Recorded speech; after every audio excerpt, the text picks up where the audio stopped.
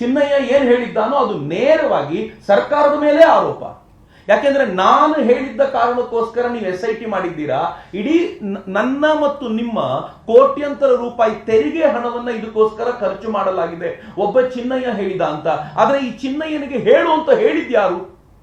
ಆತ ತುಂಬಾ ಸ್ಪಷ್ಟವಾಗಿ ಹೇಳ್ತಿದ್ದಾನೆ, ಇಂಥವ್ರು ನನಗೆ ಹೇಳಿದ್ದಾರೆ ಅಂತಂದ್ರೆ ಇದು ಬರೀ ಒಂದು ಸರ್ಕಾರಕ್ಕೆ ಮೋಸ ಅಲ್ಲ, ಇದು ಕರ್ನಾಟಕದ 7 ಕೋಟಿ ಜನಕ್ಕೆ ಮಾಡಿದ ಮೋಸ ಅಂತ.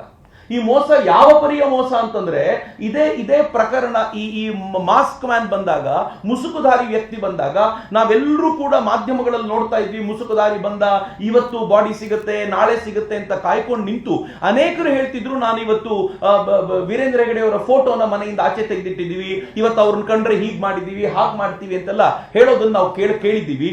ಆದ್ರೆ ಇವತ್ತು ಯಾರು ಇದರ ಹಿಂದೆ ನಿಂತು ಚಿನ್ನಯ್ಯನಿಗೆ ಪ್ರೇರಣೆ ಕೊಟ್ಟಿದ್ರೋ ಅದೇ ಪ್ರಕಾಶ್ ರಾಜ್ ಹೇಳ್ತಾರೆ, ನಾನೇ ಅಂದ್ರೆ ಪ್ರಕಾಶ್ ರಾಜ್ ನನಗೆ ತುಂಬಾ ಗೌರವ ಇದೆ, ಜೆಂಟಲ್ ಮ್ಯಾನ್ ಆಗಿದ್ದಾರೆ ವೀರೇಂದ್ರ ಹೆಗಡೆ ಅವರು ಅಂತ ಹೇಳ್ತಾರೆ. ಅವತ್ತು ಚಿನ್ನಯ್ಯನಿಗೆ ವೀರೇಂದ್ರ ಹೆಗಡೆ ಅವರನ್ನ ಜೈಲಿಗೆ ಕಳಿಸಿದ್ರೆ 50 ಲಕ್ಷ ರೂಪಾಯಿ ಕೊಡ್ತೀವಿ, ಇದಕ್ಕೆ 200 ಕೋಟಿ ರೂಪಾಯಿ ಬಜೆಟ್ ಇದೆ ಅಂತ ಹೇಳಬೇಕಾದಾಗ ಅವತ್ತು ವೀರೇಂದ್ರ ಹೆಗಡೆ ಅವರು ಜೆಂಟಲ್ ಮ್ಯಾನ್ ಅಂತ ಅನ್ನಿಸ್ಲಿಲ್ವಾ?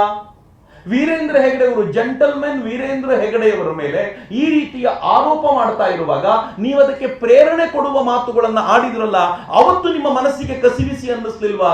ಇವತ್ತು ಪತ್ರಕರ್ತರು ನಿಮಗೆ ಕಠಿಣ ಪ್ರಶ್ನೆಗಳನ್ನ ಕೇಳ್ತಾ ಇರುವಾಗ ಇವತ್ತು ನಿಮಗೆ ಜ್ಞಾನೋದಯ ಆಗ್ತಾ ಇದೆ, ಅದರ ನನಗೆ ಹಿಂದಿನಿಂದಲೂ ಗೊತ್ತಿದೆ ಅಂತ ನೀವು ಹೇಳ್ತಿದ್ದೀರಿ. ಇದು ಒಪ್ಪಿಕೊಳ್ಳಬಹುದಾಗಿರುವಂತ ಮಾತಾ? ಅಥವಾ ಸ್ವತಃ ಪ್ರಕಾಶ್ ರಾಜ್ ಅವರು ಹೌದು ನಾನು ಈ ತರದೊಂದು ಪ್ರಕರಣದಲ್ಲಿ ಭಾಗಿಯಾಗಿದ್ದು ನನ್ನ ತಪ್ಪು, ನಾನು ಕ್ಷಮೆ ಕೇಳ್ತೀನಿ ಅಂತ 7 ಕೋಟಿ ಜನರ ಎದುರಿಗೆ ಕ್ಷಮೆ ಕೇಳ್ತಾರ? ಇವತ್ತು ಚಿನ್ನಯ್ಯ ಏನ್ ಹೇಳಿದ್ದಾನೋ ಅದು ನೇರವಾಗಿ ಸರ್ಕಾರದ ಮೇಲೆ ಆರೋಪ.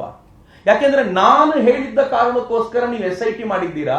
ಇಡೀ ನನ್ನ ಮತ್ತು ನಿಮ್ಮ ಕೋಟ್ಯಂತರ ರೂಪಾಯಿ ತೆರಿಗೆ ಹಣವನ್ನ ಇದಕ್ಕೋಸ್ಕರ ಖರ್ಚು ಮಾಡಲಾಗಿದೆ, ಒಬ್ಬ ಚಿನ್ನಯ್ಯ ಹೇಳಿದ ಅಂತ. ಆದ್ರೆ ಈ ಚಿನ್ನಯ್ಯನಿಗೆ ಹೇಳು ಅಂತ ಹೇಳಿದ್ಯಾರು?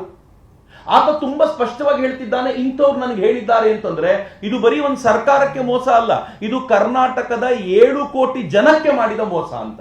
ಈ ಮೋಸ ಯಾವ ಪರಿಯ ಮೋಸ ಅಂತಂದ್ರೆ ಇದೇ ಪ್ರಕರಣ ಈ ಮಾಸ್ಕ್ ಮ್ಯಾನ್ ಬಂದಾಗ, ಮುಸುಕುಧಾರಿ ವ್ಯಕ್ತಿ ಬಂದಾಗ ನಾವೆಲ್ಲರೂ ಕೂಡ ಮಾಧ್ಯಮಗಳಲ್ಲಿ ನೋಡ್ತಾ ಇದ್ವಿ. ಮುಸುಕುಧಾರಿ ಬಂದ, ಇವತ್ತು ಬಾಡಿ ಸಿಗುತ್ತೆ, ನಾಳೆ ಸಿಗುತ್ತೆ ಅಂತ ಕಾಯ್ಕೊಂಡು ನಿಂತು ಅನೇಕರು ಹೇಳ್ತಿದ್ರು, ನಾನು ಇವತ್ತು ವೀರೇಂದ್ರ ಹೆಗಡೆ ಅವರ ಫೋಟೋನ ಮನೆಯಿಂದ ಆಚೆ ತೆಗೆದಿಟ್ಟಿದ್ದೀವಿ, ಇವತ್ತು ಅವ್ರನ್ನ ಕಂಡ್ರೆ ಹೀಗ್ ಮಾಡಿದೀವಿ, ಹಾಗೆ ಮಾಡ್ತೀವಿ ಅಂತೆಲ್ಲ ಹೇಳೋದನ್ನ ನಾವು ಕೇಳಿದ್ದೀವಿ.